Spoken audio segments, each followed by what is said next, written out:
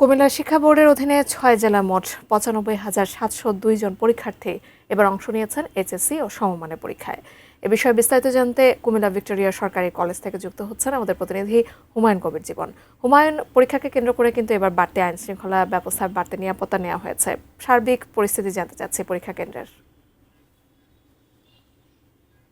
ধন্যবাদ জানাচ্ছি। সে সাথে যদি আসলে এবারে যে কুমিল্লা শিক্ষা বোর্ডের অধীনে যে পরীক্ষা অনুষ্ঠিত হচ্ছে, এইচএসসির যে পরীক্ষা সেটি কিন্তু ইতিমধ্যে কিন্তু শুরু হয়েছে। আমি যদি জানাই যে আসলে কুমিল্লায় আবার ৯৫,৭০২ জন শিক্ষার্থী কিন্তু পরীক্ষা দিচ্ছে এবং সবকিছু মিলে যদি বলি যে আসলে ইতিমধ্যে কিন্তু আসলে নকলমুক্ত পরিবেশে পরীক্ষা দেওয়ার জন্য কিন্তু সব ধরনের প্রস্তুতি কুমিল্লা শিক্ষা বোর্ড এবং জেলা প্রশাসন কিন্তু হাতে নিয়েছেন সকল ধরনের প্রস্তুতি এবং শেষ মুহূর্তে আমরা এখানে এসে যে বিষয়টি লক্ষ্য করেছি যদি আইনশৃঙ্খলা পরিস্থিতিও আহ, করা হয়েছে।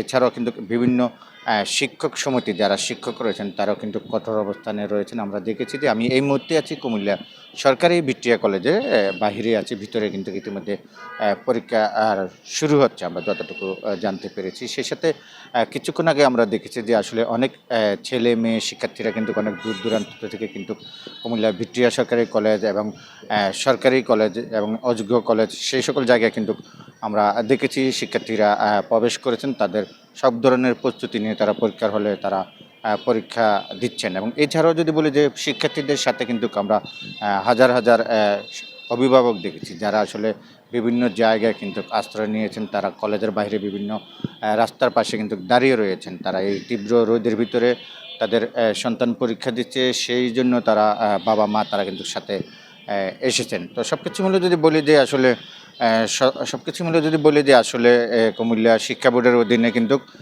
পরীক্ষার যেই প্রস্তুতি সেটি সম্পন্ন করা হয়েছে এবং এবারের পরীক্ষা শান্তিপূর্ণ পরিবেশে কিন্তু হচ্ছে। তো এই ছিল কুমিল্লা থেকে আমার কাছ থেকে সর্বশেষ।